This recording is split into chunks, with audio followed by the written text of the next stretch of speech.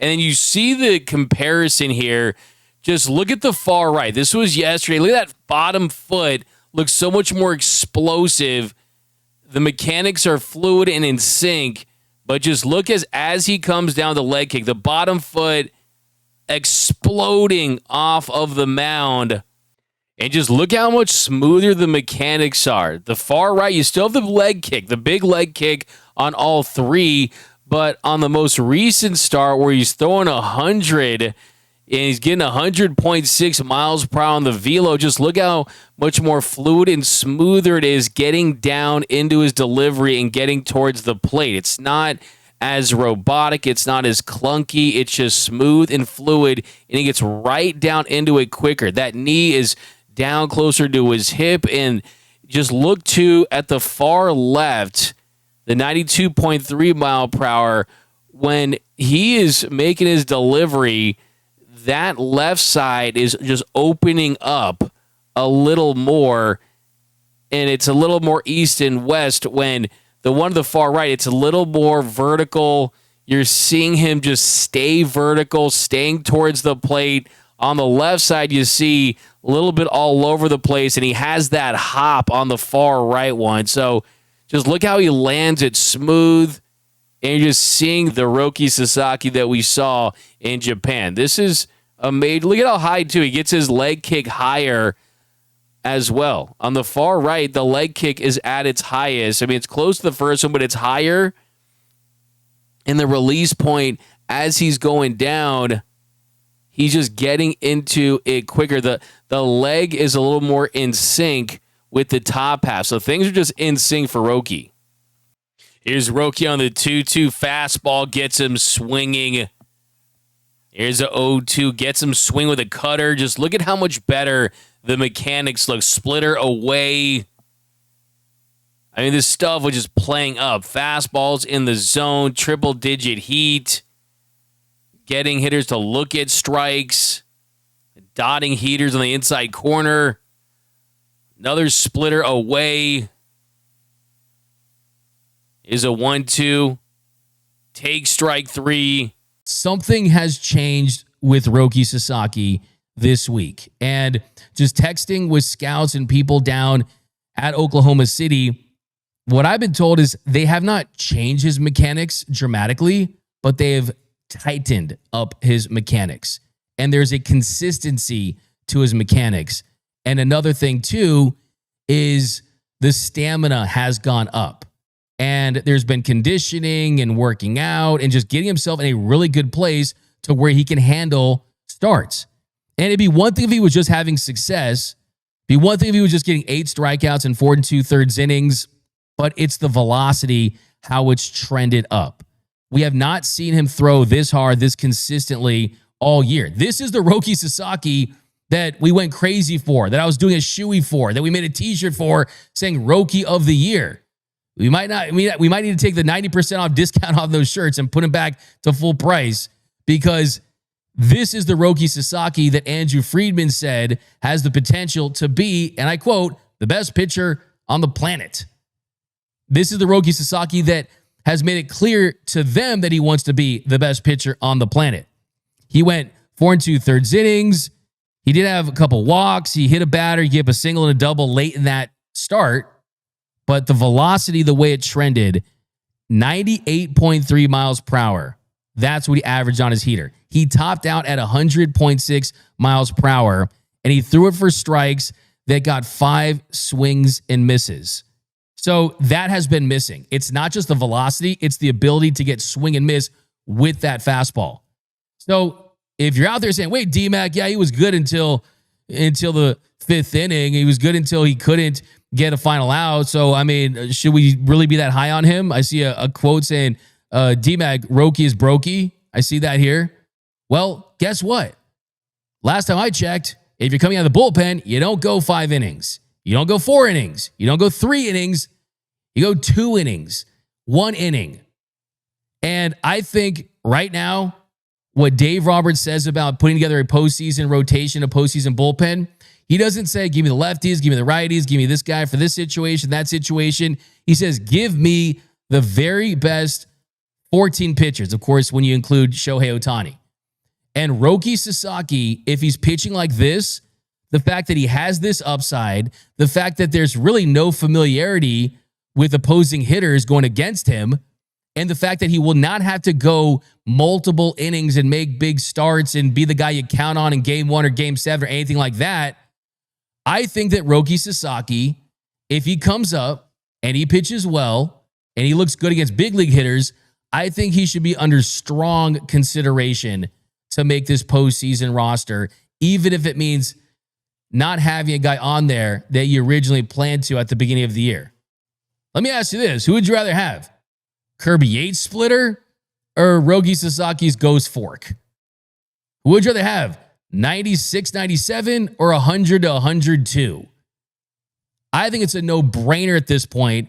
Roki Sasaki could be a secret weapon for this team in the postseason. This is happening at the right time. This was his last chance. Like, he was on the final exam and needed to get an A+ on it to even get any consideration to get into the school he wanted to, right? And he got an A++ on the final. And because of that, Dave Roberts said that there are plans to bring Roki Sasaki to LA and have a conversation with him. And based on that, they're going to take the next step. But it sounds like to me that he could get an opportunity to face big league hitters in a start. Here was Dave Roberts talking about Roki Sasaki. Yeah. I see him playing more versus left. Yeah, and again, Roki was fantastic. He really was. So from what I understand, he's going to be flying in today, and I think he's going to sit down with people that, all of us that make decisions and figure out what's the next step. So I can't answer that, but I do know that he's going to be in the conversation with us. Not sure what time he gets in tonight, but it's going to be happening here in the next couple days. That is. I think just to be honest with Roki and kind of where we're at, where he's at, what's best for him, what's best for us. And I do think that question is going to be asked because you can, I think, argue both, right? Whether it's kind of getting ready for something to happen here in a starting role or changing a role. I think it's just all should be on the table, and we're going to have that conversation, yes. It was great for the Dodgers, great for Roki's confidence, great for the organization, but mostly it was great for Roki. I mean, just to really let it eat, let it fly, have some success, and know that he can, be the guy that he's known to be. Well, we'd have to see it here. So I think, yeah, I mean, we still have time, but we would have to see it here, obviously. So, to Sonia's question earlier, we got to make a decision at some point in time, kind of where we're gonna move forward here in the next couple weeks. So he mentions right there, it's not like he's guaranteeing him a role. He's not saying that he's going to come back and be the guy that he thought he was going to be at the very beginning of the season, but there's a chance now, and he's going to get an opportunity. And you look at the rest of this Dodgers bullpen. Last night, Michael Kopech topped out at 99.7, but was averaging 96.3. The velo was down 1.1 miles per hour. Kirby Yates. I mean, the bullpen has pitched a lot of innings with Yates and Ben Kasparius. It's a lot of dudes that pitched a lot. Roki Sasaki has the potential to be fresh. So I think that the very last thing about this, that even if Roki does not pitch for this team in October and he doesn't have a prominent role, and he doesn't even pitch at all, at the very least, this signals that the Dodgers are making it known that, hey, you got to earn your spot if you want to be a part of this run. That there's going to be internal competition. And I don't just mean making the team. I mean your role. Who are going to be those leverage guys? We think that it's going to be Blake Treinen. I mean, he's right at the top. But Tanner Scott looks better. The team really supports him. I think he is going to find a way in there. I still support Tanner Scott. But outside of that, I mean, you got rookies, you got Jack Dreyer, you got second-year guys in Ben Kasparius, you got Alex Vesia, who's a lock. He's definitely on top of that trust tree for sure. Brock Stewart, you don't know if he's going to come back and what he's going to do. Anthony Bond has looked a lot better for sure for a long stretch. I expect him to be a part of that mix. But there's a big difference between the guys that are going to be on the roster in that bullpen versus the guys that Dave Roberts is going to go to in big situations. I think you want to see more from Michael Kopech. I really do. Because he just has not looked right all season. He's dealt with a knee injury. He had the inflammation. I still think that when he's right, he brings that element that you need. And that is a four-seam fastball you can ride up in the zone that you can dominate hitters with. But Roki Sasaki, if he pitches like this, it's definitely enticing and it's very encouraging moving forward. You know what kind of struck my mind too? Everyone's talking about, I saw this update and everyone's freaking out about Roki Sasaki in the postseason, as was I, as a postseason weapon. But what my mind turned to was actually next year, was the future of this rotation. Roki Sasaki, Gavin Stone, River Ryan. Dodgers have young talent in this organization. Behind them, you got guys too you're still developing too. Jackson Ferris, who knows what Bobby Miller, Landon Naka, those guys become. But that's an exciting future when you already have existing Cy Young level talent, future Hall of Famer type guys already signed for long-term deals. So lots of pitching depth from the starters. So that is very, very encouraging. But sign me up. Plant your flag right now. Like, do you believe in what you've seen with Roki Sasaki? It's just one start at the minor league level. But the issue with Roki was fastball command and fastball velocity, and he's found it. Look, if you've got a Bugatti in the garage, you want to drive it. You don't want to leave it there collecting dust.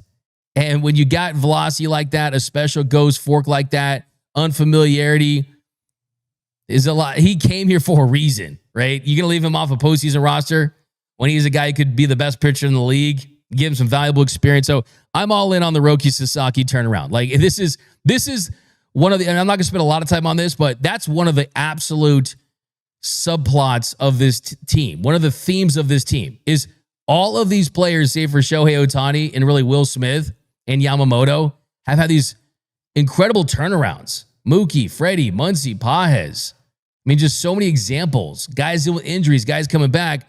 Roki Sasaki could be the latest example.